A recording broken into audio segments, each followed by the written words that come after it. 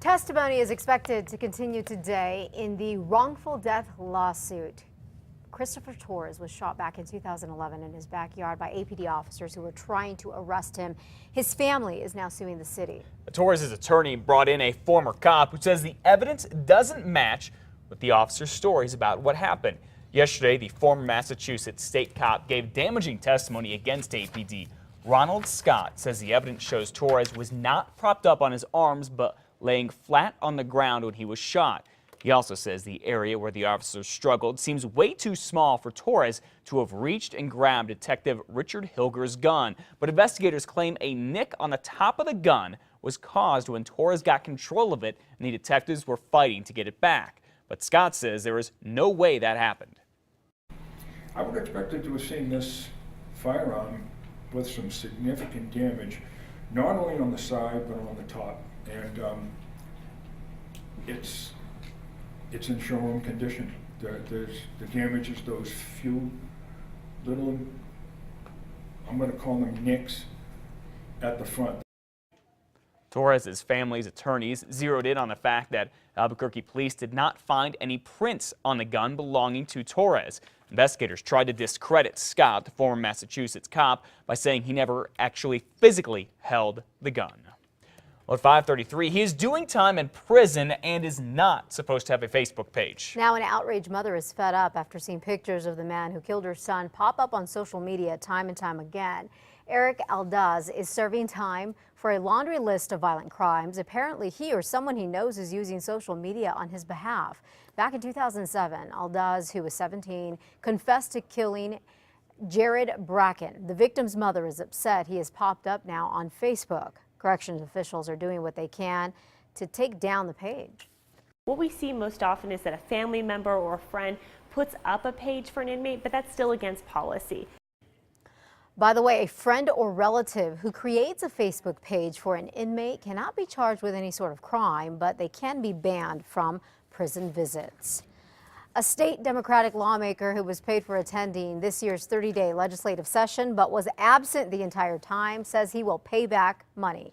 Las Cruces Representative Phil Archuleta was recuperating from a leg amputation during the session. He told the Las Cruces Sun News that he didn't even know he was getting per diem payments until his family told him. Archuleta is one of two legislators who missed the session but still got paid $159 a day. Attorney General Gary King and State Senator Linda Lopez are not dropping their bids to become governor despite dismal showings among state Democrats. Out of 5 candidates at last weekend's pre-primary nomination convention, King finished last. Lopez landed in 4th place. Neither got the 20% of the votes from delegates needed for an automatic placement on the June primary ballot. Both will have to get enough signatures to get on the ballot. Howie Morales was their favorite among Democrats, followed by Alan Weber and Lawrence Rael, who will both be on the ballot. The winner of the June primary will face off against Republican Governor Susana Martinez. Well, today, soil samples will be taken from the site of the radiation leak at the WIPP for the first time since Valentine's Day.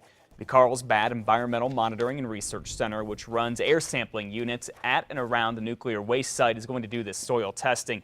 Later this week, the Department of Energy plans to send a team underground to look for the source of the leak. For now, the plant is still closed, but yesterday the Fed said all 650 WIPP workers will be kept on the job while the investigation continues. And that situation at WIPP is forcing Los Alamos National Lab to look at other places to ship its toxic waste. Right now, Lanel's nearly 4,000 barrels of waste are stored outside with little protection. Lanel agreed to have them removed from the area by June 30th and was ahead of schedule, shipping it all down to WIPP when the plant closed. Now, according to the Las Cruces Sun News, Lanel is not revealing what other options it has in getting rid of that waste. Well, the big quest to land the Tesla battery plant is underscoring the need for jobs right here in New Mexico. Yes, a pair of reports, one from the state and the other from the city of Albuquerque, will show it will likely be years before we get back to pre-recession job levels. That is going to mean a big push to win jobs from other places and grow them here at home. Just being considered for the Tesla plant may help New Mexico and the Duke City get noticed. Jobs where the products and services produced by Albuquerque residents are sold outside the economy. Matt Grubbs explores the economy on special assignment tonight at 9 on 2 Casa Fox. You can also watch the story online at KRQE.com. A popular restaurant chain could make its way to Albuquerque. According to the Albuquerque Journal, Tokyo Joe's is planning to open up as many as 10 franchise locations in the metro area. The Asian fast food chain specializes in rice, noodles, bowls, sushi. Sounds good, like good stuff. The company currently has 30 locations in Colorado. This would be good news if you're looking for a job. Each restaurant employs around 20 people. Think of it as payway, but it's kind of a little more made to order. That kind of stuff. Not extremely expensive, kind of casual dining. Bring Good on the stuff. more You can make it eateries. healthy, you can make it a little bit more flavorful. There you go.